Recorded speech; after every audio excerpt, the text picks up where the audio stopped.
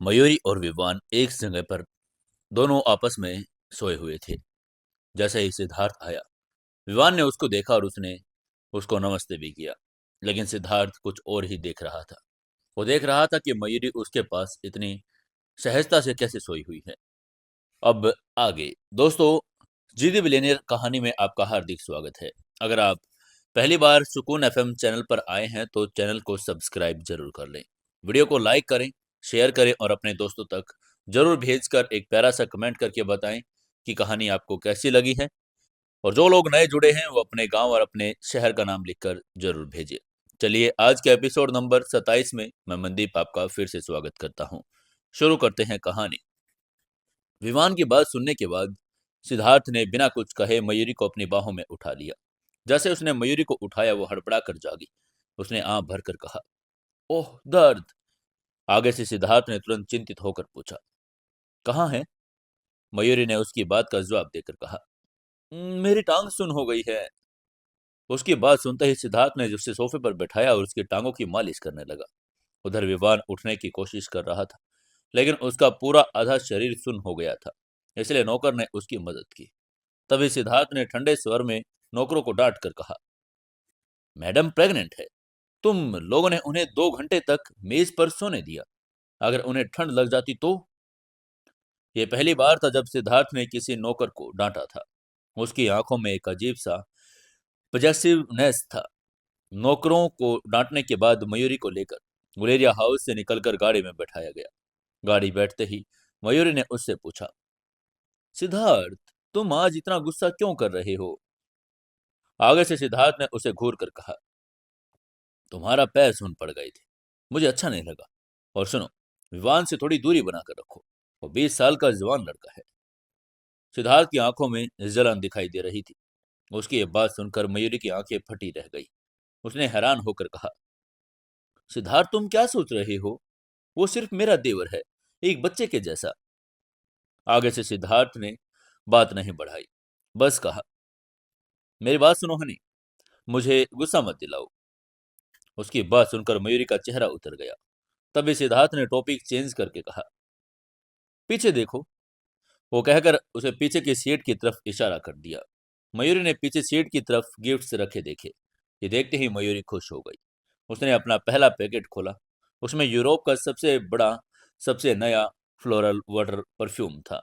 Perfume देखते ही मयूरी ने सिद्धार्थ से पूछा, माँ के लिए?" आगे से सिद्धार्थ ने हल्के में सिर हिलाकर कहा, हाँ। दूसरे पैकेट में से एक पुराना नकाशीदार तंबाकू का पाइप था। मयूरी समझ गई कि यह उसके पापा के लिए है। वो बहुत महंगा लग रहा था। सिद्धार्थ उसके परिवार को कितना ख्याल रख रहा था, ये सोचकर मयूरी का दिल भर आया। उसने सिद्धार्थ के गाल चूम लिए और फिर उसने अपना पैकेट खोला। वो बिल्कुल खाली था। ये देखकर मयूरी ने चिल्लाकर कहा, सिद्धार्थ, मेरा तोहफा कहाँ है?"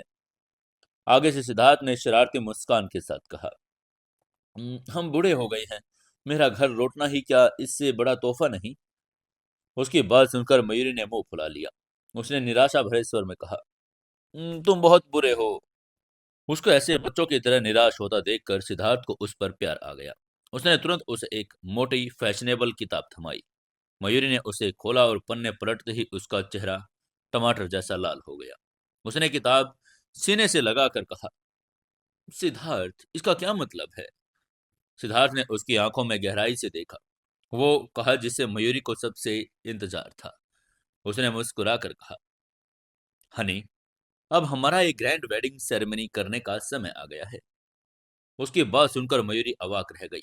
उन्होंने कोर्ट मैरिज की थी, लेकिन ट्रेडिशनल शादी और सिद्धार्थ का दुनिया के सामने उसे अपनी वाइफ एक्सेप्ट करना, यह उसका सपना था। और आज सिद्धार्थ ने उसे वही सपना तोहफे में दे दिया। तभी सिद्धार्थ ने मयूरी के उलझन भरे चेहरे को देखा। होले से हाथ उठाकर उसके बालों को सहला कर कहा, क्यों? क्या तुम मेरे साथ शादी के लिए मंडप तक नहीं जाना चाहती? क्या अपनी शादी की ड्रेस नहीं पहनना चाहती?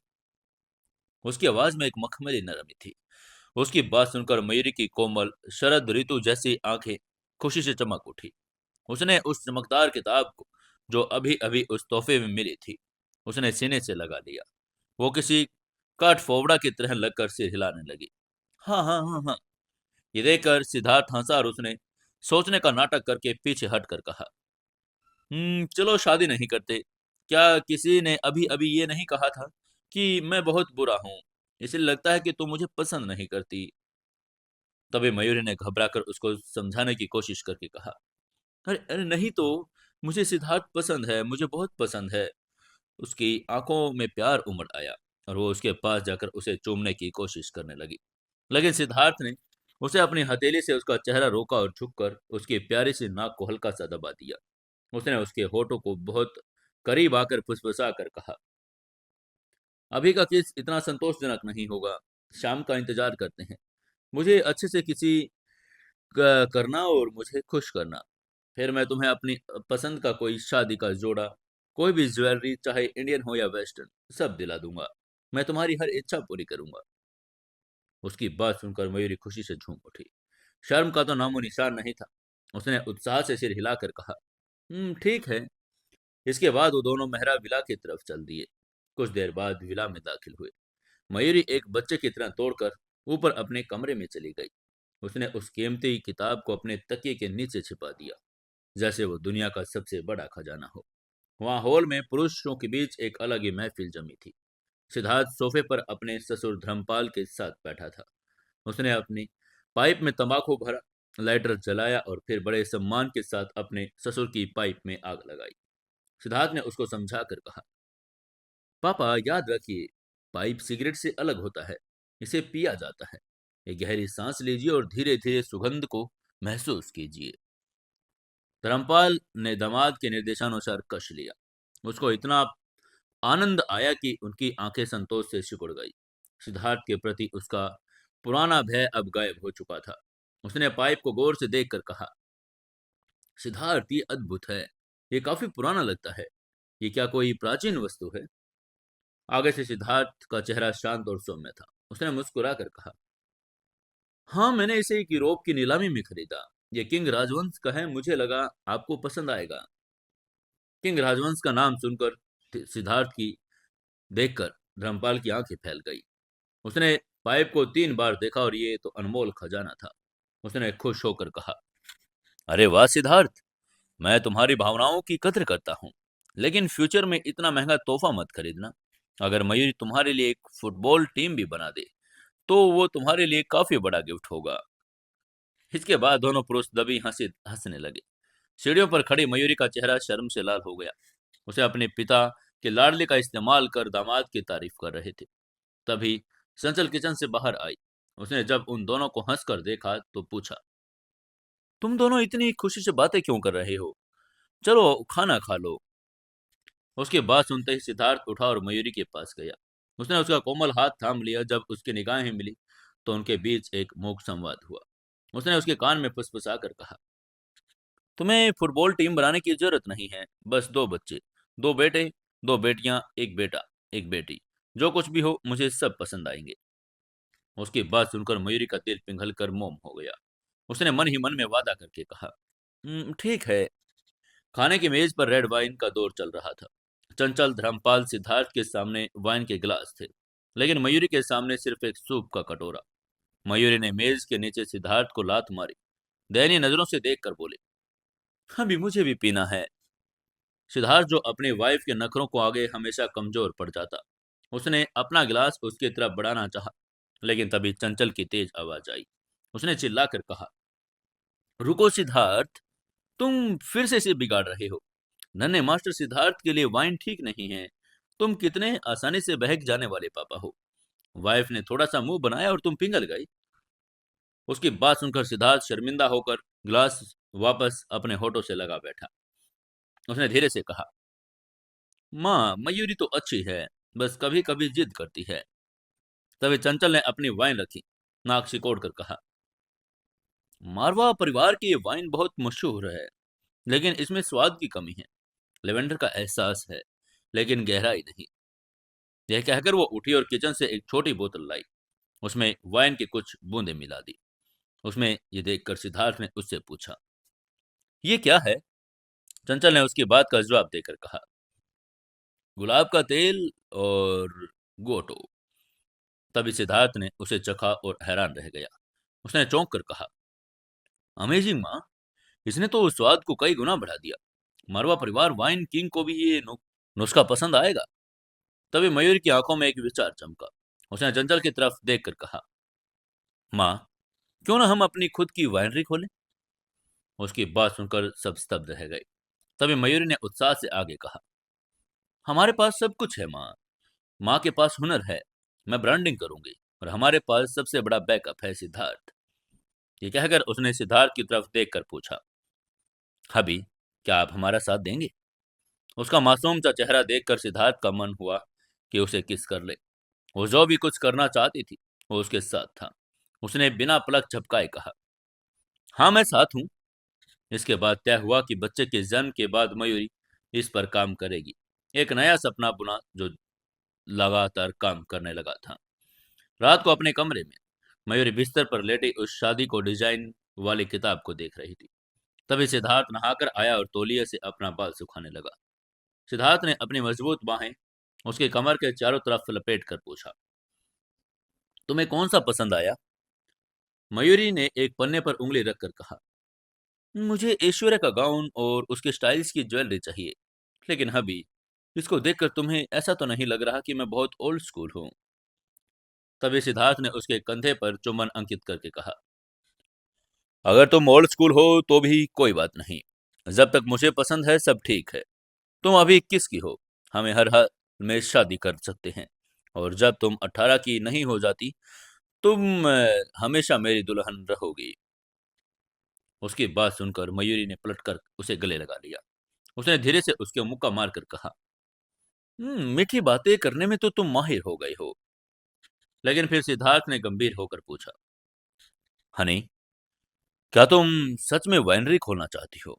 क्या तुम जानवी से जलन में ये सब कर रही हो? मयूरी की आंखों में शरारत आ गई। उसने धीरे से कहा, तुम ज्यादा बड़े जलन वाले राक्षस हो। ये कहकर उसने उसके कंधे पर अपने दांत कड़ा दिए। सिद्धार्थ की आंखें गहरी काली हो गई। मयूरी का यह हल्का सा काटना उसे दर्द नहीं बल्कि उत्तेजना दे गया। उसने मयूरी की ठोड़ी को अपने अंगूठे से दबाया और उसकी आंखों में एक खतरनाक चमक आ गई। उसने एक शरारती मुस्कान के साथ कहा, हनी, मुझे काटने के बजाय क्यों ना तुम थोड़ा समय मुझे सेटिस्फाई करने में बिताओ। उसकी बात सुनकर मयूरी का चेहरा शर्म से लाल हो गया। उसने उसे लात मारकर कहा, सिद्धार्थ, तुम इंसान नहीं हो, मैं प्रेग्नेंट हूँ। तभी मयूरी की बात सुनकर सिद्धार्थ को अपनी गलती का एहसास हुआ। उसका शरीर तप रहा था, भावनाएं कंट्रोल से बाहर हो रही थी। उसे डर था मयूरी के बीमार होने का, उसे दूर जाने का। इसलिए उसने धीरे से कहा, माफ करना। ये कहकर वो बिस्तर से उतरकर बाथरूम की तरफ भागा, शायद ठंडे पानी की शरण में। ये देखकर मयूरी घबरा गई। वो उठी और उसने उसके पीछे से उसको जकड़ लिया। उसका चेहरा आंसुओं से भीग गया। उसने रोकर कहा, हबी, क्या हुआ? क्या अब मैं सुंदर नहीं रही? क्या आप किसी और औरत की तलाश में हैं क्योंकि मैं आपको खुश नहीं कर पा रही? उसकी बात सुनकर सिद्धार्थ झटके से मुड़ा। अपनी वाइफ को रोता देखकर उसका दिल टूट गया। उसने उसका चेहरा थाम कर कहा, अरे पागल हो क्या? मैं कोई जानवर नहीं हूँ जो अपनी प्रेग्नेंट वाइफ को धोखा दूं। मैं तुमसे बहुत प्यार करता हूँ, इसलिए तुम्हारे लिए इच्छा रखता हूँ। तुम मेरे लिए सबसे खूबसूरत हो। आगे से मयूरी ने सिसक कर होठों पर हाथ रख कर कहा, क्या सच में?" सिद्धार्थ ने मुस्कुरा कर कहा, कसम से मयूरी। उसकी बात सुनकर मयूरी ने राहत की सांस ली। फिर उसके गीले गालों पर एक शर्मीली मुस्कान आ गई। हबी, मुझे पता है आप परेशान हैं। आप अभी नहाने गए थे और अब दोबारा जा रहे हैं। जिस रिस्पेक्ट का आपने जिक्र किया था। ये कहकर उसने शर्मा कर अपनी पलकें झुपका ली और आगे बोली, मैं कोशिश कर सकती हूँ। अब बेडरूम में एक अलग ही मादकता छा गई थी। सिद्धार्थ की आंखों में शरारत और प्रेम का मिश्रण था। उसने मयूरी को छेड़कर कहा, हाँ नहीं, मैं तो बस मजाक कर रहा था, तुम्हें चिंता करने की जरूरत नहीं है।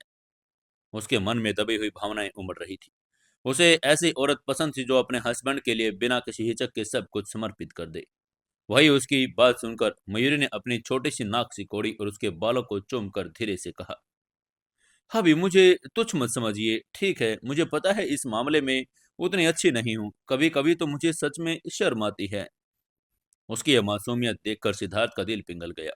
उसने उसे कसकर गले लगा लिया और उसकी कोमल गर्दन को चूमा। वो उसे घृणा कैसे कर सकता था? वो जानता था कि वो शर्मिंदा है, और रही बात उसे और भी प्यारी लग रही थी। उसका सहयोग उसके लिए पर्याप्त था। आगे से मयूरी ने धीरे से कहा, अभी असल में मैं ऐसा नहीं है कि ये ठीक नहीं है। मयूरी शर्म से नीचे गड़ी जा रही थी।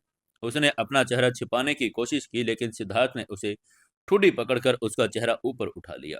उसकी पलकें झुकी हुई थी और लगातार गाल तमतमाए हुए थे। तभी मयूरी ने अचानक टॉपिक चेंज करके कहा, इसके लिए तो बस एक शर्त है।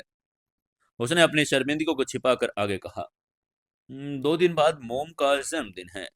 मैं चाहता हूँ कि आप उनके लिए जन्मदिन का गीत गाएं। मैं दावत पर बहुत मेहनत करूंगी, लेकिन मुझे तुम्हारी मदद चाहिए। तुमने पहले भी मेरे लिए गाना गाया है। सिद्धार्थ एक पल के लिए उसे देख रहा था। उसने उसे देखकर कहा, हनी, तुमने उनके लिए क्या सरप्राइज तैयार किया है? उनकी आवाज भारी और गंभीर थी। मयूरी ने नखरे से कहा, मैं तुम्हें नहीं बताऊंगी। पहले मुझसे वादा करो। अगर तुम वादा करोगे तो मैं भी। आगे से सिद्धार्थ ने मुस्कुराकर कहा, ना समझ लड़की। ये कहकर उसने उसे धीरे से बिस्तर पर लेटाया और उसका छोटा हाथ अपने बड़े हाथ में लेकर कहा, मैं तुमसे वादा करता हूँ, मैं तुम्हारी हर बात सुनूंगा। और उसने वादे पर मोहर लगाकर मयूरी को जोर से चूम लिया। 2 दिन बाद गुलेरिया विला किसी महल से कम नहीं लग रहा था। विशाल लॉन पर दूधिया सफेद रंग के पेड़ पर क्रिस्टल से झूमर, लंबी मेजों पर सजे व्यंजन, सब कुछ भव्य था। मेहमानों का तांता लग गया था। मिस्टर हेमराज गुलेरिया सबका स्वागत कर रहे थे। लोग कानाफूसी कर रहे थे। उनमें से किसी ने फुसफुसाकर कहा, अरे सुना है ये भव्य आयोजन गुलेरिया परिवार की बहू मयूरी ने किया है। वो सचमुच प्रतिभाशाली है। लेकिन जन्मदिन की स्टार सारिका अभी भी अपने ऊपर कमरे में थी। वहां सास बहू के बीच एक छोटी सी तकरार चल रही थी। मयूरी ने एक नीले रंग का गाउन आगे बढ़ाकर कहा, माँ, ये वो शाम का गाउन है जो मैंने खास डिजाइनर अर्जुन से आपके लिए बनवाया है। इसे पहनी, आप सबको चौंका देंगी। आगे से सारिका ने गाउन को शंकालू नजर से देखा और मयूरी से कहा, मयूरी, इसका किनारा कटा हुआ है। मैं अपनी हैसियत और उस उम्र के हिसाब से इसे कैसे पहन सकती हूँ? लेकिन आगे से मयूरी ने जिद करके कहा, माँ, ये ज्यादा ऊपर नहीं है, बस घुटने तक है। यह आपके स्वभाव के बिल्कुल अनुकूल है। सारिका ने फिर से साफ इनकार करके कहा, नहीं, बिल्कुल नहीं। मयूरी ने यह अपना ब्रह्मास्त्र चलाया। उसने गंभीर होकर कहा, माँ, पापा ने मुझे पूरी जिम्मेदारी दी है। अगर आप इसे एक्सेप्ट नहीं कर सकती तो मैं जा रही हूँ। ये कहकर वो जाने के लिए मुड़ने लगी। उसको ऐसा जाता देखकर सारिका घबरा गई। उसने जल्दी से उसे रोक कर कहा, अरे अरे मयूरी, वापस आ जाओ। ठीक है, मैं पहन लेती हूँ। वो मेहमान इंतजार कर रहे थे। वो तमाशा भी नहीं बना सकती थी। कपड़े बदलने के बाद मयूरी ने उन्हें ड्रेसिंग टेबल के सामने बैठाया और कहा, माँ, 10 मिनट दीजिए, मैं आपका हेयर स्टाइल और मेकअप कर देती हूँ। उसने सारिका से झुंझलाहट में कहा, मयूरी, ये बस एक दावत है। तुम इसे इतना गंभीरता से क्यों ले रही हो? मयूरी ने उनके बाल संवार कर कोमलता से कहा, माँ, ये दिखावा नहीं है। आज रात आप स्टार हैं। मिसेज गुलेरिया होने का बोझ छोड़ दीजिए। आज बस एक प्यारी माँ और वाइफ बनिए। अपनी जवानी का आनंद लीजिए। उसकी बात सुनकर सारिका ने आईने में उसे देखा। मयूरी की बातों में सच्चाई थी, जिसने सारिका के दिलों को छू लिया। वहीं दूसरी तरफ नीचे हॉल में बेचैनी बढ़ रही थी। तभी कुछ पल बाद सीढ़ियों पर एक हलचल हुई। सारिका नीचे उतर रही थी। उसने झील के नीले रंग का गाउन पहना था, जिसके ऊपर एक सफेद रोशनी स्कार्फ था। उनके बाल करीने से मुड़े हुए थे। वो अपनी उम्र से 10 साल छोटी और बड़ी आकर्षक लग रही थी। हेमराज जो मेहमानों से बातें कर रहे थे, अपनी वाइफ को देखकर स्तब्ध रह गई। सालों बाद उन्होंने सारिका को इस रूप में देखा था। उनकी आंखों में वही चमक आ गई जो जवानी के दिनों में हुआ करती थी। उनके साले अभिषेक आहूजा ने मजाक करके कहा, जीजा जी, आप इतने हैरान क्यों हैं? जाइए, सारिका को नीचे उतारने में मदद कीजिए। उसकी बात सुनकर हेमराज मुस्कुराकर आगे बढ़े और सीढ़ियों पर सारिका का हाथ थाम कर बोले, मैडम, आज आप बहुत खूबसूरत लग रही हैं। उनके मुंह से तारीफ सुनकर सारिका का चेहरा, जो हमेशा सख्त रहता था, आज शर्म से गुलाबी हो गया। 3 साल बाद आज उन्हें फिर से पुरानी धड़कन महसूस हुई। इसके बाद सिद्धार्थ ऊपर आया, मयूरी को लेकर नीचे आया। मयूरी ने हल्के सुनहरे रंग का गाउन पहना था। 5 महीने के प्रेग्नेंट होने के बावजूद वो किसी अप्सरा से कम नहीं लग रही थी। सिद्धार्थ ने उसका हाथ कसकर पकड़ा था, लेकिन उसके चेहरे पर थोड़ी नाराजगी थी। उसने धीरे से, ताकि कोई और सुने ना, कहा, मयूरी, तुमने ये क्या पहना है? ये प्रेग्नेंट महिला जैसा बिल्कुल नहीं लग रहा। उसे जलन हो रही थी कि सब उसकी वाइफ को देख रहे थे। मयूरी ने उसे इग्नोर किया और मुस्कुरा कर कहा, अभी मेरे पास बहस का समय नहीं है, हमारा समझौता याद रखिएगा। और वो किचन की तरफ भाग गई। इसके बाद जैसे ही घड़ी में 8 बज गए, तभी अचानक हॉल की बत्तियां बुझ गई। सन्नाटा छा गया। किचन का दरवाजा खुला और मोमबत्तियों की टिमटिमाती रोशनी में मयूरी एक सुंदर सा केक लेकर बाहर आई। तभी अंधेरे में एक गहरी, मधुर और गूंजती हुई आवाज सुनाई दी, happy birthday to you, happy birthday to you. Sarika ने हैरान होकर देखा। उसका बेटा सिद्धार्थ, जो हमेशा गंभीर रहता था, भीड़ के बीच खड़ा उसके लिए गा रहा था। उसकी आवाज किसी सोलो वाद्य यंत्र जैसी गंभीर थी। सारिका की आंखों में आंसू आ गए। उन्हें अपना बचपन याद आ गया, जब वो अपने भाई बहनों के साथ केक काटती थी। इतने सालों की भव्य लेकिन खोखली पार्टियों के बाद आज का दिन उसे सच्चा और अपना लग रहा था। तभी मयूरी ने मेज पर केक रखकर कहा, माँ, जन्मदिन मुबारक हो। अब एक इच्छा मांगिए। सारिका ने आंखें बंद की और परिवार की खुशहाली की कामना की। फिर हेमराज, सिद्धार्थ, विमान और मयूरी के साथ मिलकर मोमबत्तियां बुझाई।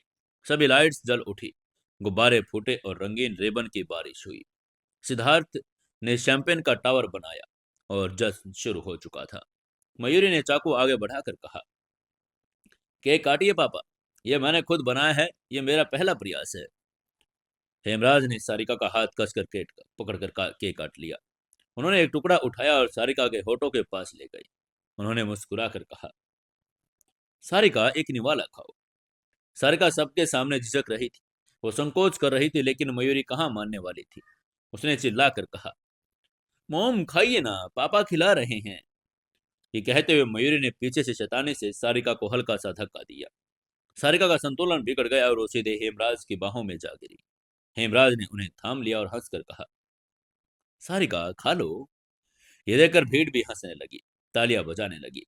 सारिका का चेहरा लाल हो गया, लेकिन दिल में एक मीठी सिरहन दौड़ गई। उसने हेमराज के हाथ से केक खा लिया।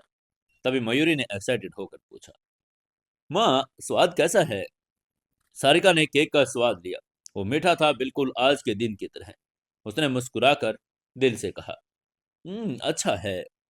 हॉल में एक अनूठा सन्नाटा छा गया था, जो जल्द से एक मधुर संगीत में बदल गया।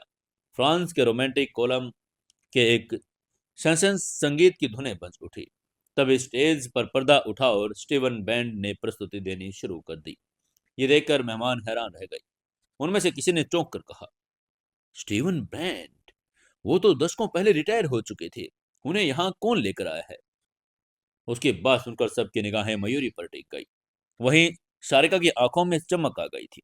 वो 18 साल की उम्र में वापस लौट गई, जब अपनी बहन के साथ छिपकर स्टीवन के कॉन्सर्ट देखने जाती थी। तभी हेमराज ने कोमलता से सारिका का हाथ थामकर बोला, क्या मैं तुम्हारे साथ डांस कर सकता हूँ? उसकी हरकत देखकर सारिका शर्मा गई। तभी मयूरी ने अपनी सास को प्रोत्साहित करके कहा, माँ, आनंद लीजिए ना। डांस फ्लोर पर हेमराज और सारिका एक दूसरे की बाहों में झूम रहे थे। सारिका ने अपने बचपन की यादें साझा की, कैसे वो दीवारों पर चढ़कर कॉन्सर्ट देखती थी। आगे से हेमराज ने मुस्कुरा कर कहा, मुझे पता था, मैंने तुम्हें पहली बार डांस स्टूडियो के बाहर ही देखा था और तभी तय कर लिया था कि तुम मेरी मिसेज हेमराज गुलेरिया बनोगी। उसकी बात सुनकर सारिका चौंक गई। उसने हैरान होकर कहा, तुमने? लेकिन इससे पहले कि वो अपनी बात पूरी कर पाती, हेमराज ने उसे और करीब खींच लिया। उसकी आंखों में देखकर कहा, हाँ, इस बात को 35 साल हो गए, अब थोड़ा तो प्यार दिखाओ। दूर खड़े मयूरी और सिद्धार्थ उन्हें देख रहे थे। मयूरी ने सिद्धार्थ की छाती में चेहरा छिपा कर कहा, अभी मुझे शर्म आ रही है। मम्मी पापा, रिश्ता कितना प्यारा है। आगे से सिद्धार्थ ने उसे बाहों में भर कर कहा, यह सब तुम्हारी वजह से ही तो है मयूरी। तभी मयूरी ने शरारती मुस्कान के साथ कहा, मैं झूठ बोला था, विमान ने नहीं। अंकल ने मुझे बताया था कि माँ को स्टीवन पसंद है, और हाँ, आप विमान से जलते हैं। उसकी बात सुनकर सिद्धार्थ का चेहरा लाल हो गया और वो वहां से खिसकने लगा। मयूरी हंसकर उसके पीछे भागी। किचन में मयूरी ने सिद्धार्थ का केक एक हाथ टुकड़ा लेकर कहा, मैंने तुम्हारे लिए बचाया था, खाओ ना। सिद्धार्थ ने नखरे दिखाए, लेकिन मयूरी की जिद के आगे झुक गया। केक खाते खाते उसने मयूरी को भी अपनी उंगलियों से चखा दिया। मयूरी शर्म से लाल हो गई। उसने शर्मा कर कहा, सिद्धार्थ। सिद्धार्थ ने उसके पीछे गले लगाकर कहा, मयूरी, आज रात का वादा याद है ना? उसकी आवाज भारी थी। मयूरी घबराकर भागने लगी, लेकिन तभी नौकरानी आ गई।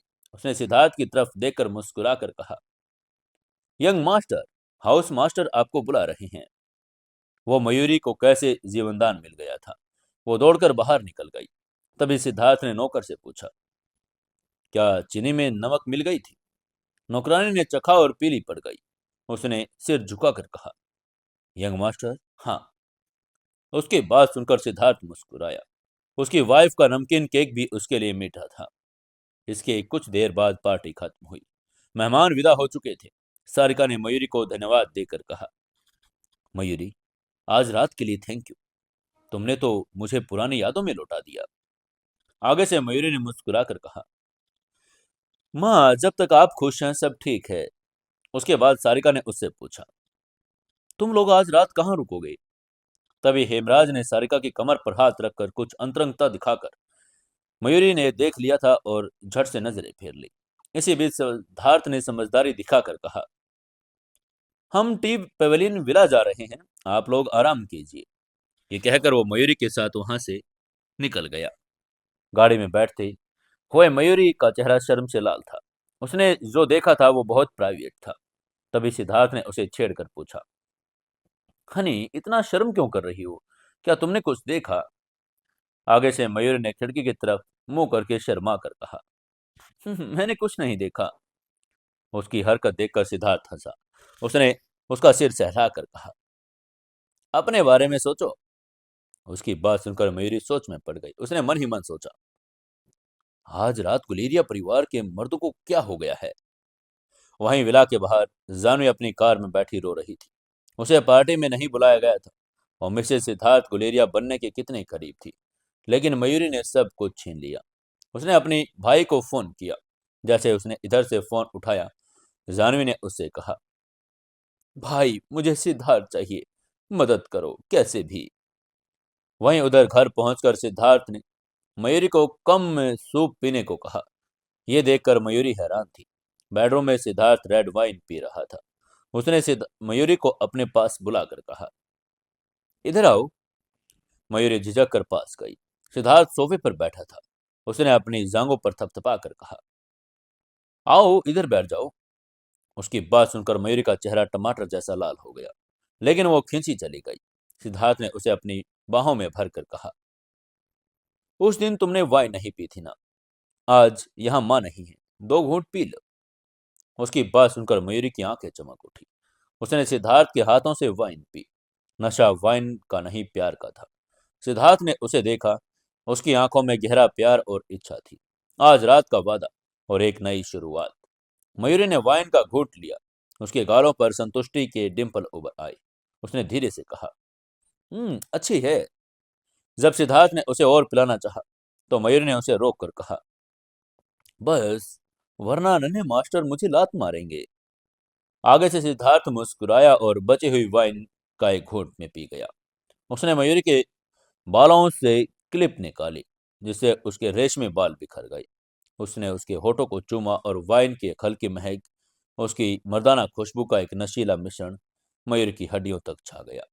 तभी मयूरी ने हिम्मत जुटाई, उसके कंधे पकड़े और खुद पहल करके उसे चूम लिया। जब वो अलग हुए तो सिद्धार्थ ने उसे बाहों में भरकर कहा, बेबी, तुम इतनी प्यारी क्यों हो? आगे से मयूरी ने बात बदल कर कहा, हबी, पार्टी में आप इतने गुस्से में क्यों थे? सिद्धार्थ ने अपनी जलन को एक्सेप्ट करके कहा, क्योंकि तुम बहुत खूबसूरत लग रही थी। सब तुम्हें घूर रहे थे, इसलिए मुझे जलन हो रही थी कि कितने लोग मेरी बीवी को देख रहे हैं। उसकी बात सुनकर मयूरी ने खिलखिलाकर हंसकर कहा, अभी तुम जलते ही, लोग तो बस मेरी सुंदरता की तारीफ कर रहे थे। आगे से सिद्धार्थ ने बुदबुदा कर कहा, तुम्हें अंदाजा नहीं है तुम कितनी फेमस हो। उसे याद आया कि कैसे हर कोई उसके बनाए केक की तारीफ कर रहा था, सिर्फ उसे खुश करने के लिए। उसकी पत्नी दिल्ली की देवी बन चुकी थी और ये बात उसे गर्व और जलन दोनों महसूस कराती थी। तभी मयूरी ने उसे मना कर कहा, मैं आगे से ध्यान रखूंगी, लेकिन तुमने भी वादा करना होगा, मुझे तुम लाड प्यार करने को कहोगे। उसकी बात सुनकर सिद्धार्थ ने उसके माथे को चूम कर कहा, वादा रहा मयूरी, तुमसे मिलकर मेरा जीवन बदल गया। आज मेरे मम्मी पापा को इतना खुश देखकर मुझे पता चला कि परिवार क्या होता है। ऐसे ही प्यार में समय पंख लगाकर उड़ गया। 2 महीने बीत गए। मयूरी अब 7 महीने की प्रेग्नेंट थी। इन महीनों में उसने शेयर बाजार और एंटरटेनमेंट वर्ल्ड में अपनी समझ से अपनी प्रॉपर्टी को 8 गुना बढ़ा लिया था। अब वो एक अरबपति डायरेक्टर थी। सबसे बड़ा बदलाव सारिका में आया। अब वो सख्त मिसेज गुलेरिया नहीं बल्कि एक खुश मिजाज महिला थी, जो अपने पति हेमराज के साथ जीवन का आनंद ले रही थी। एक दिन मयूरी और सारिका बात कर रहे थे। सेक्रेटरी मधु एक इनविटेशन लेकर आई। उसने मयूरी के पास आकर कहा, मयूरी, इंग्लैंड के लग्जरी ब्रांड S&W के फाउंडर एलो ने तुम्हें फैशन शो में बुलाया है। उसकी बात सुनते ही मयूरी ने अपनी सास की तरफ देखकर कहा, माँ, आपको S&W पसंद है ना? चलिए साथ चलते हैं। मैं एलो से कहकर आपके लिए खास कपड़े डिजाइन करवाऊंगी। सारिका पहले ही हिचकिचाई, लेकिन मयूरी के प्यार और मधु की बातों ने उसे मना लिया। उसने सिर हिलाकर कहा, ठीक है, मैं चल लूंगी। वैसे भी मुझे तुम्हारी देखभाल जो करनी है। सास बहू का ये प्यार देखकर मधु मुस्कुरा दी। दोपहर में वो इंग्लैंड के लिए रवाना होने वाली थी। हेमराज भी उनके साथ जाना चाहते थे, लेकिन एक जरूरी मीटिंग के कारण नहीं जा पाई। उन्होंने सारिका के कंधे पर हाथ रखकर कहा, वहां पहुंचकर फोन करना। मयूरी और बच्चे का ख्याल रखना। वहीं मयूरी ने सिद्धार्थ को फोन करने की कोशिश की, लेकिन कॉल नहीं लगी। इसलिए उसने हेमराज के जरिए सिद्धार्थ को मैसेज भिजवा दिया। इसके बाद इंग्लैंड में S&W के फाउंडर एलो ने उनका शानदार स्वागत किया। एलो ने मयूरी की तारीफ करके सारिका से कहा, मिसेज गुलेरिया, आपकी बहू बहुत प्रतिभाशाली और संस्कारी है। आगे से सारिका ने गर्व से कहा, हाँ बिल्कुल सही कहा आपने। मयूरी ये सुनकर मन ही मन मुस्कुराई। उसकी इस सास ने उसे अब पूरी तरह से मान लिया था। फिटिंग के दौरान मयूरी को कमरे में घुटन महसूस हो रही थी, इसलिए उसने सारिका से कहा, माँ, मैं थोड़ी ताजी हवा खाने बाहर जा रही हूँ।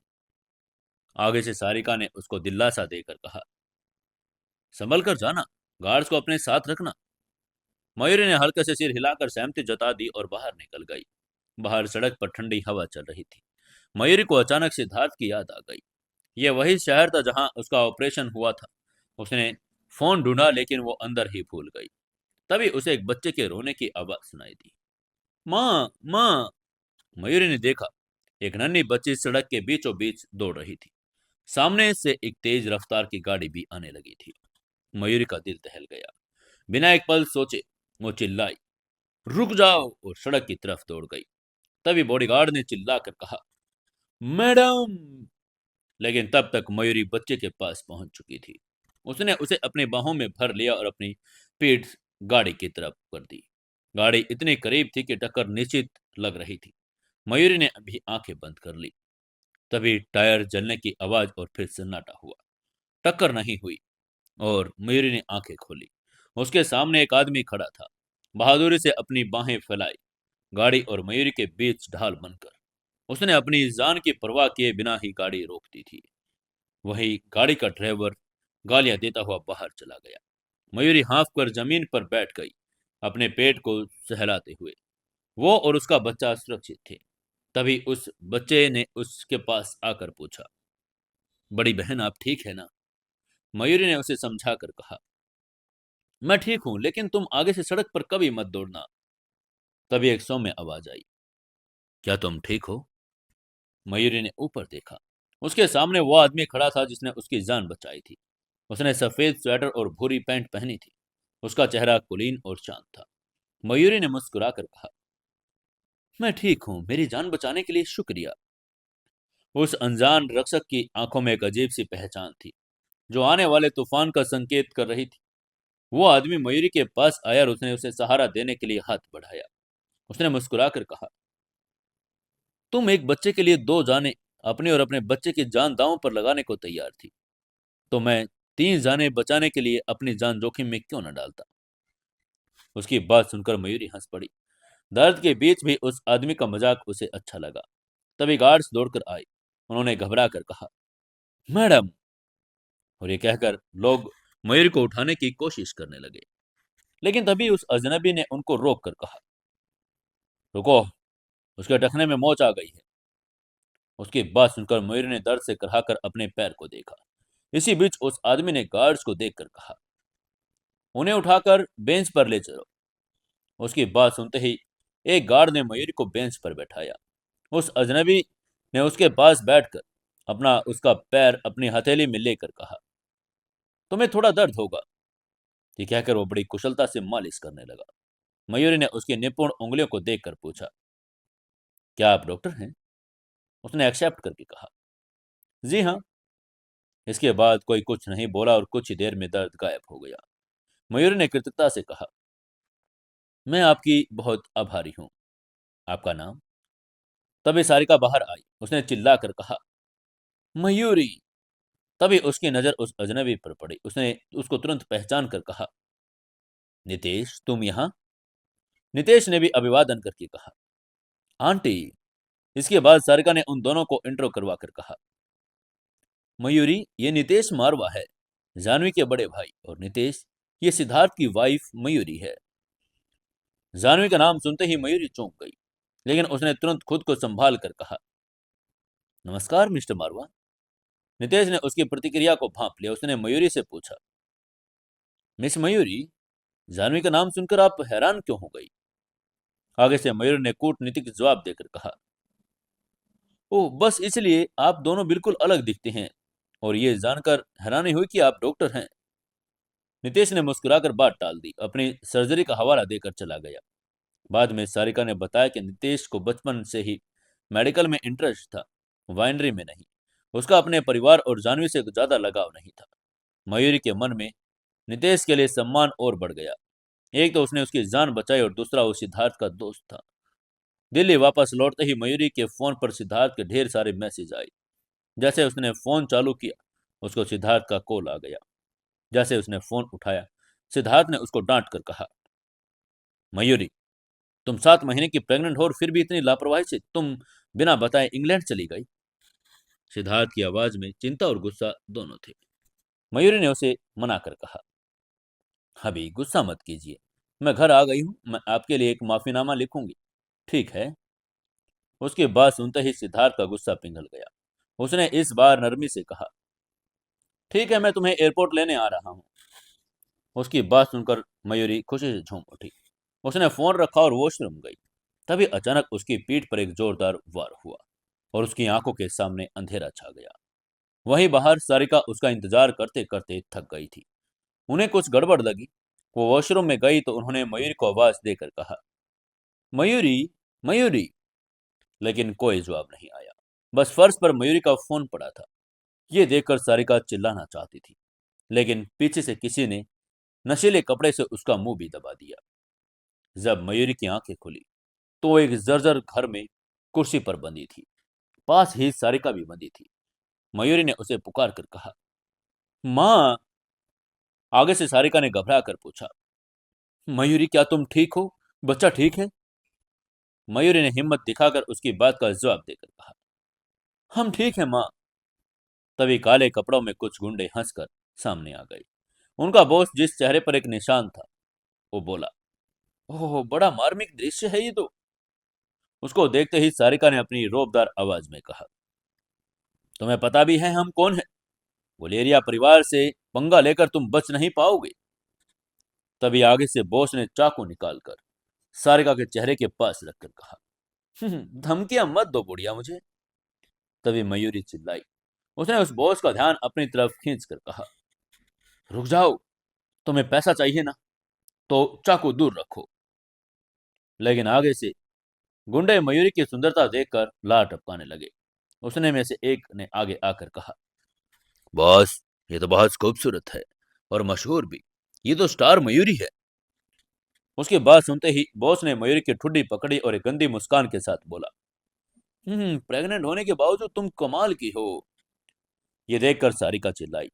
उसने उसे गुंडे को रोकने की कोशिश करके कहा, उसे मत छुओ तुम। वहीं आगे से मयूरी ने शांत रहकर कहा, अगर मुझे छुआ तो खून बहेगा और तुम्हारे बॉस का खून पसंद नहीं होगा। हम गुलेरिया परिवार से हैं। अगर हमें कुछ हुआ तो तुम पताल में भी नहीं छिप पाओगे। उसकी बात में इतना कॉन्फिडेंस था कि गुंडे डर गए। बॉस ने अपने आदमियों को डांटा और किसी को फोन करने चला गया। तभी मयूरी और सारिका ने एक दूसरे को देखा। इस संकट में उनके रिश्ते को और गहरा कर दिया था। मयूरी ने सारिका को दिलासा देकर कहा, माँ डरो मत, सिद्धार्थ हमारे बचाने के लिए जल्द से आ जाएगा। उसकी बात सुनकर सारिका की आंखों में आंसू आ गए। जिस बहू को उन्होंने हमेशा ताने मारे, आज वो उन्हें दिलासा दे रही थी। वहीं उधर बॉस ने फोन रखा और घबराया हुआ वापस आया। उसने अपने आदमियों पर चिल्लाकर कहा, उन्हें चट्टान के किनारे ले चलो, सिद्धार्थ आ रहा है। अपना बॉस का गुंडे ने एक गहरी खाई के किनारे खड़ा कर दिया। मयूरी का पैर फिसला और एक पत्थर नीचे एक खाई में जा गिरा। ये देखकर वो कांप उठी। तभी मयूरी ने मजाक करने की कोशिश करके कहा, माँ, अगर हम साथ मरे तो अगले जन्म में मुझे छोड़ना मत। आगे से सारिका ने भीगी आंखों से कहा, चुप कर पगली, सिद्धार्थ हमें बचा लेगा। तभी एक तेज आवाज के साथ वहां एक बेंटली गाड़ी रुकी। सिद्धार्थ बाहर निकला। तेज हवा में उसके कपड़े फड़फड़ा रहे थे। उसकी आंखें अंगारों जैसी दहक रही थी। आगे से बॉस ने सिद्धार्थ पर बंदूक तान कर कहा, स्वागत है यंग मास्टर सिद्धार्थ। तभी सिद्धार्थ ने एक सूटकेस उसकी तरफ फेंक कर कहा, पैसे ले लो और उन्हें छोड़ दो। सिद्धार्थ की नजर मयूरी के पेट पर पड़ी। उसकी आंखों में मयूरी ने उससे पूछा, तुम ठीक हो? मयूरी ने सिर हिलाकर इशारों में कहा, हाँ मैं ठीक हूं।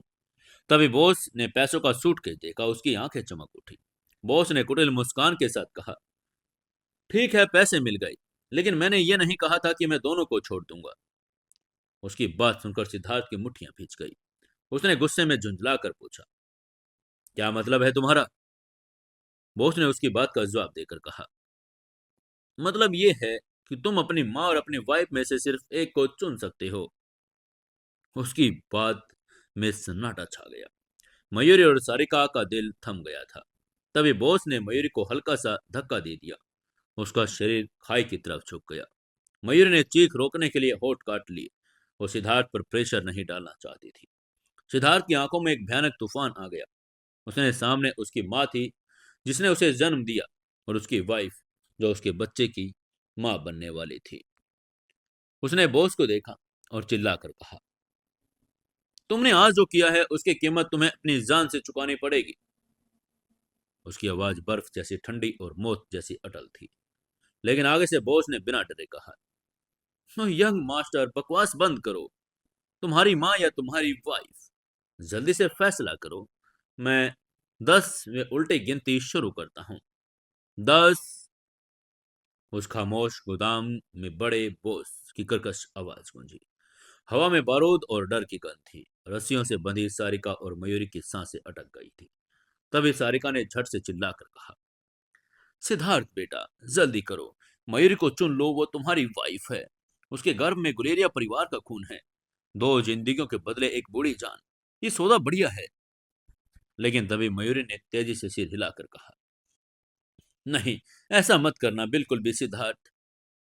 उसकी आंखों में डर नहीं बल्कि एक अजीब सा दृढ़ निश्चय था। उसने आगे कहा, सिद्धार्थ, माँ को चुनो। अगर मेरी सुरक्षा के बदले माँ की जान गई तो मैं ता उम्र खुद को माफ नहीं कर पाऊंगी। पिताजी को क्या जवाब दोगे? उधर वही उल्टी गिनती शुरू हो रही थी। 9, 8, 7। सिद्धार्थ की मुट्ठी कस गई। नसों में खून खोल गया। उसने आंखें मूंद ली और धीमी मगर सख्त आवाज में कहा, बस करो, तुम सब बोलना बंद करो। सब शांत हो गए। मयूर ने सिद्धार्थ की आंखों में देखा। उन पलों में भी उसके चेहरे पर एक कोमल मुस्कान तैर गई। जैसे वो किसी बच्चे को शांत कर रही हो। उसने प्यार से कहा, हबी, मेरी बात सुनिए। आपको माँ को चुनना चाहिए। एक बार मेरी बात मान लीजिए। उसकी आंखों में एक अजीब सी चमक थी जो सिद्धार्थ को कुछ समझाना चाह रही थी। वो बड़े बोझ की ओर देख रही थी, जो उल्टी गिनती में मशगूल था। 3, 2। सिद्धार्थ ने गहरी सांस ली। उसका दिल पत्थरों से कुचला जा रहा था। उसने बोला, मैं अपनी माँ को चुनता हूँ। ये सुनते ही सारिका की चीख निकल गई। वो उसके जवाब के लिए उसका चेहरा ही देख रही थी। उसने तुरंत चिल्लाकर कहा, सिद्धार्थ तुम। तभी बड़ो बॉस ने एक क्रूर हंसी के साथ इशारा किया। उसके गुर्गे ने सारिका की रस्सियां ढीली कर दी। उसके बाद उसने मयूरी को खाई की ओर धक्का देने के लिए हाथ उठाकर कहा, छोटी सुंदरी, तुम्हारे पति ने तुम्हें नहीं चुना। अब तुम्हें वापस भेजता हूं जहां से तुम आई हो। लेकिन वो धक्का पूरा नहीं हुआ। मयूरी जब एक लाचार दिख रही थी, बिजली के फुर्ते से नीचे झुकी, गुर्गे हक्के बक्के रह गई। मयूरी के बंधे हुए हाथ खुले और पलक झपकते ही रस्सी का फंदा एक हथियार बना लिया। एक दर्दनाक चीख गूंजी। किसी को समझ नहीं आया कि कब से उसने अपनी रस्सियां ढीली कर ली थी। प्रतिक्रिया का समय मिलते ही मयूरी का एक मजबूत आलिंगन में समा गया। सिद्धार्थ ने उसे ऐसे पकड़ लिया जैसे वो उसकी जान हो। एक हाथ उसके सिर के पीछे और दूसरा उसकी कमर पर। उसने मयूरी का कान ढक दिया और सारिका पर चिल्लाया, मां नीचे बैठ जाओ। तभी गोलियों की तड़तड़ाहट ने सन्नाटा चीर दिया। बड़े बॉस और उसके साथी के पास बंदूक उठाने का मौका नहीं था। पुलिस की स्नाइपर टीम जो सिद्धार्थ के इशारे का इंतजार कर रही थी, अपना काम कर चुकी थी। तभी मयूरी ने सिद्धार्थ की बाहों में झांक कर कहा, अभी उन्हें मरने मत दीजिए। सिद्धार्थ जो उसे और कसकर खींच रहा था, पागलों की तरह उसके बालों को चूम कर बोला, चुप रहो, बस चुप रहो। उसकी आवाज में गुस्सा और राहत दोनों थे। ये लड़की, क्या उसे अपनी जान की कोई परवाह नहीं थी? गोली बारी रुकी तो सन्नाटा पसर गया। सिद्धार्थ ने मयूरी का सहारा देकर उठा लिया। तभी मयूरी की नजर दूर बैठी सारिका पर पड़ी। उसने उससे पूछा, माँ क्या आप ठीक हैं? वहीं सारिका अभी सदमे में थी। उसने हड़बड़ाकर कहा, मैं ठीक हूं। तभी एक घायल गुर्गा जो मरा नहीं था, उसने पास में पड़ा पत्थर उठाया और पूरी ताकत से सारिका की तरफ दे मारा। यह देखकर मयूरी ने चिल्लाकर कहा, माँ सावधान। वहीं सिद्धार्थ चीते की रफ्तार से दौड़ा, अपनी माँ को बचाने के लिए उनके ऊपर कूद गया। दोनों जमीन पर गिरे, लेकिन सिद्धार्थ नीचे था। एक तेज आवाज के साथ उसका सिर जमीन से टकराया। तभी पुलिस की गोली के गुर्गे का काम तमाम कर दिया, लेकिन नुकसान हो चुका था। सारिका घबरा कर उठी। उसने चिल्लाकर कहा, सिद्धार्थ क्या तुम्हें चोट लगी है? उसने देखा उसका हाथ खून से सन गया।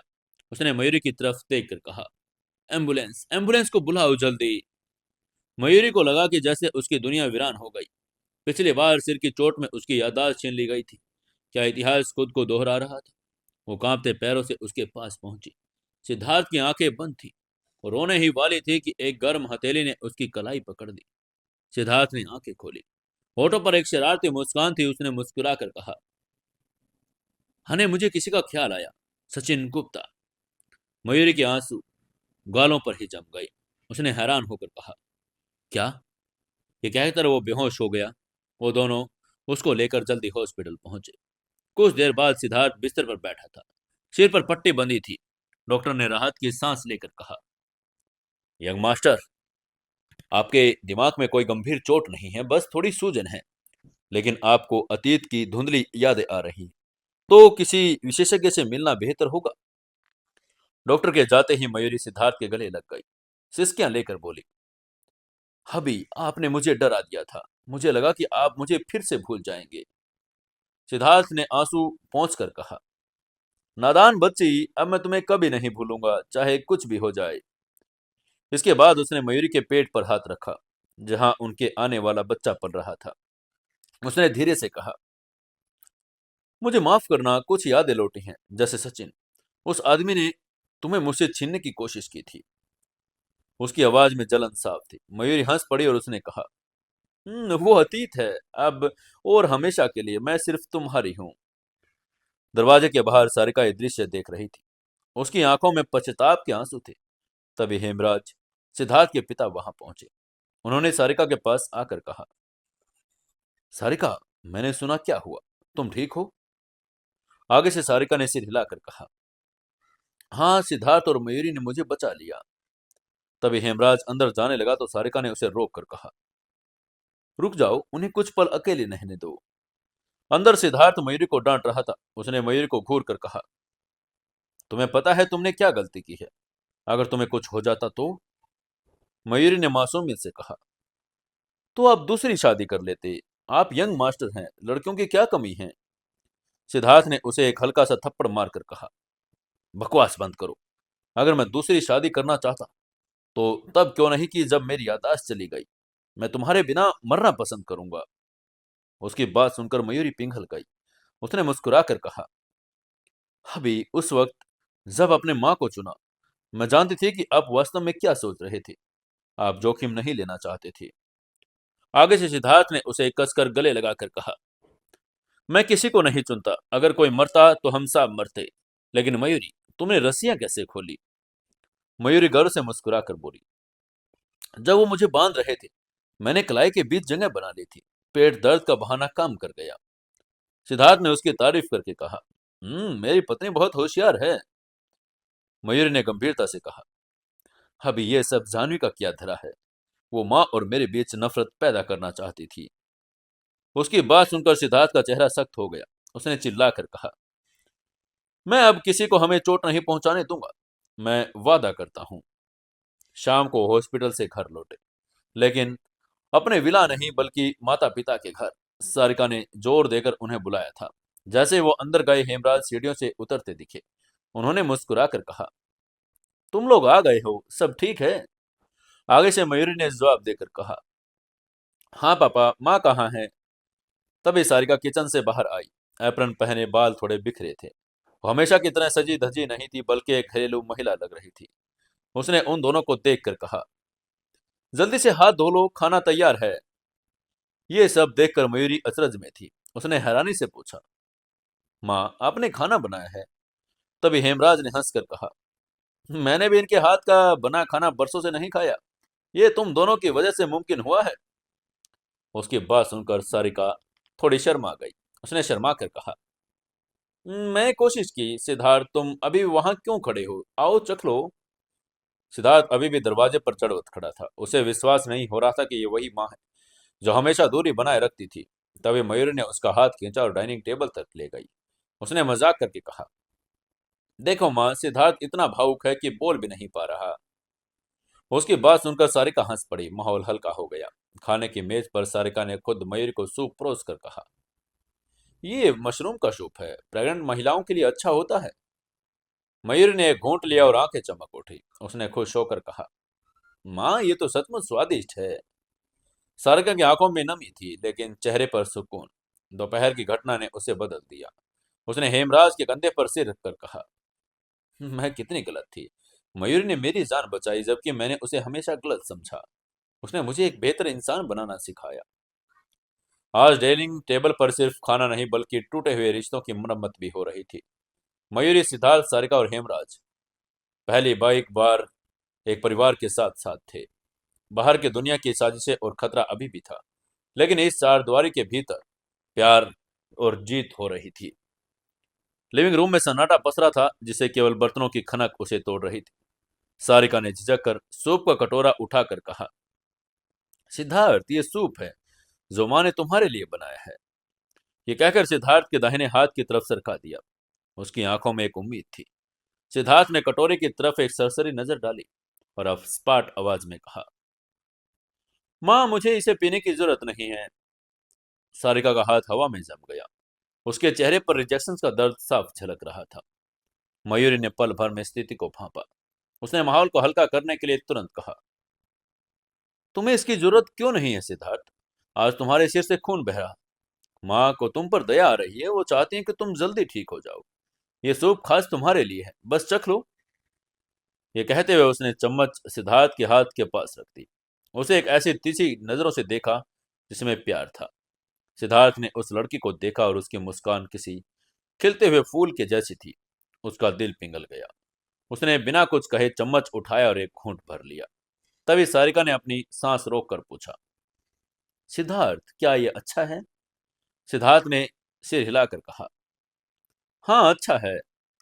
महज 3 शब्द, लेकिन सारिका के लिए पूरी दुनिया थे। उसकी आंखों में खुशी के आंसू तैर गए। मयूरी ने खिलखिलाकर कहा, माँ आपको सिद्धार्थ के लिए और सूप बनाना होगा।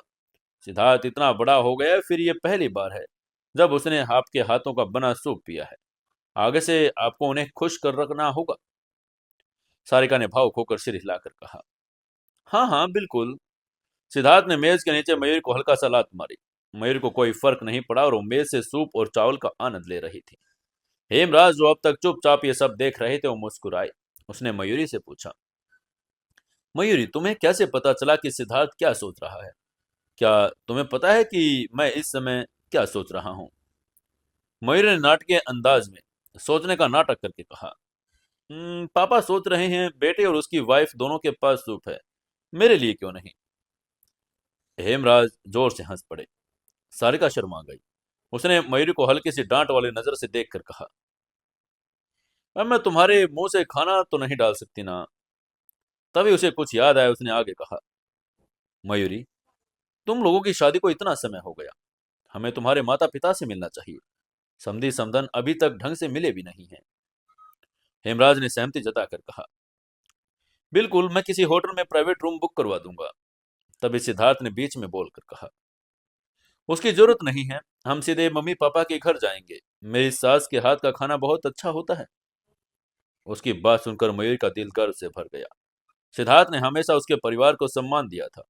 रात के खाने के बाद सिद्धार्थ अपने कमरे में गया और एक नंबर डायल किया। जैसे उधर से फोन उठाया, सिद्धार्थ ने कहा, हेलो नितेश। दूसरी तरफ से एक शांत आवाज आई, हेलो सिद्धार्थ, क्या बात है? सिद्धार्थ ने आज की पूरी कहानी बताकर कहा, आज मेरे सिर पर चोट लगी। मुझे अतीत की एक धुंधली झलक दिखाई दी, लेकिन जब मैंने जोर डाला तो सब गायब हो गया। आखिर हो क्या रहा है? 2 सेकंड की खामोशी के बाद नितेश ने उसकी बात का जवाब देकर कहा, सिद्धार्थ, तुम कुछ समय के निकाल कर इंग्लैंड आ जाओ। हम और एक स्पेशलिस्ट के जरिए तुम्हारी यादाश्त वापस लाने की कोशिश करेंगे। ये नई तकनीक है। उसकी बात सुनकर सिद्धार्थ ने एक्साइटेड होकर कहा, क्या मेरी यादाश्त वापस आने की संभावना है? आगे से नितेश ने उससे पूछा, सिद्धार्थ, क्या तुम सच में अपनी यादाश्त वापस पाना चाहते हो? सिद्धार्थ बालकनी की रेलिंग पर झुक गया और नीचे हॉल में झांका। मयूरी सोफे पर बैठी सूप पी रही थी। सारिका से कुछ कह रही थी। सारिका जो हमेशा सख्त रहती थी अब खुलकर हंस रही थी। गोल्डन रोशनी में यह दृश्य किसी पेंटिंग जैसा था। सिद्धार्थ ने दृढ़ता से कहा, हाँ मैं चाहता हूं। आगे से नितेश ने कहा, ठीक है, अगले महीने की 15 तारीख को आ जाना। उस रात वो गुलेरिया विला में रुके। मयूरी के पुराने कमरे को अब सिद्धार्थ और उसके लिए तैयार किया गया। 80 वर्ग फुट का कमरा, जहां से शहर की जगमगाती रोशनी दिखती थी, यादों से भरा था। तभी सिद्धार्थ ने पीछे से मयूरी को अपनी बाहों में भरकर कहा, तुम क्या सोच रही हो? मयूरी ने उसकी छाती में सिर टिकाकर कहा, मैं सोच रही हूँ कि मेरे हस्बैंड कितने अमीर है। ये नजारा, ये सब कितना सुंदर है। आगे से सिद्धार्थ ने हंसकर कहा, ये सब गुलेरिया परिवार का है। तभी मयूरी ने मुड़कर उसे चूमा। सिद्धार्थ ने मुस्कुराकर पूछा, ये किस लिए? मयूर ने उसे चिढ़ाकर कहा, क्योंकि तुम अमीर हो। एक लंबा, अमीर और आकर्षक आदमी, कौन सी महिला उसे पसंद नहीं करेगी? सिद्धार्थ ने उसकी आंखों में देखा और शरारत में कहा, तो भविष्य में पैसे कमाने की जिम्मेदारी मेरी और मुझे खुश रखने की जिम्मेदारी तुम्हारी। वो उसे चूमने के लिए झुका। मयूरी खिलखिलाकर पीछे हट गई। उसने उसे रोक कर कहा, हबी नो किसिंग, डॉक्टर ने मना किया है। सिद्धार्थ ने एक आंख भरी और उसका अपना चेहरा अपनी गर्दन में छिपा लिया। प्रेगनेंसी के 7वें महीने में संयम बरतना मुश्किल था, लेकिन वो कोई जोखिम नहीं लेना चाहता था। तभी मयूर ने फुसफुसा कर कहा, मुझे यहाँ अच्छा लगता है। यह तुम्हारा बचपन का कमरा है, यहाँ तुम्हारी खुशबू है। मयूर ने उसे कसकर गले लगाकर कहा, मैं तुम्हें एक राज बताती हूँ। मैं हमेशा से तुम्हारे कमरे में सोना चाहती थी, अपने जवानी के सिद्धार्थ के साथ। दोनों के बीच हंसी और छेड़छाड़ चलती रही। मयूर ने गंभीर होकर कहा, हबी, माँ बदल रही है, उनके साथ थोड़ा नरम रहिए। जो बच्चा रोने का नाटक करता है उसे दूध जरूर मिलता है। आगे से सिद्धार्थ ने नाक सिकोड़ कर कहा, दिखावा करना मेरा काम नहीं है। मयूर ने नकली से गुस्सा उसके कान खींचकर कहा, अच्छा, तो मैं दिखावा करती हूँ। सिद्धार्थ मुस्कुराया और उसे बिस्तर पर गिरा दिया। उसके करीब जाकर बोला, हनी, तुमने इस परिवार को बदल दिया। Thank you so much. अगले दिन हॉस्पिटल में नितेश ने रिपोर्ट देखकर कहा, दिमाग ठीक हो रहा है। सम्मोहन की सफलता दर 70% है। लेकिन सिद्धार्थ, क्या तुम अपनी वाइफ को साथ नहीं लाए? आगे से सिद्धार्थ ने पूछा। क्यों? नितेश ने कहा, पिछली बार जब मैंने देखा था, वो बहुत बहादुर है। प्रेग्नेंट होने के बावजूद उसने इस सड़क पर एक बच्चे की जान बचाई। अगर मैं समय पर ना पहुंचता तो शायद आज तुम्हारे पास पत्नी ना होती।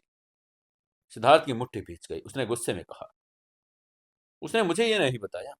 आगे से नितेश ने कंधे उचकाकर कहा, वैसे सम्मोहन में 30% जोखिम भी है। हो सकता है कि अतीत को याद करते करते तुम वर्तमान को भूल जाओ। सोच समझ कर आना। अब ये क्या करवाने जा रहा है सिद्धार्थ? क्या सिद्धार्थ सम्मोहन के साथ अपनी याददाश्त वापस ले आएगा या नहीं? जानने के लिए जुड़े रहिए अपनी इस कहानी जिद्दी बिलियनर के साथ। दोस्तों, कहानी को ज़्यादा से ज़्यादा लाइक करें, शेयर करें और कमेंट जरूर करें।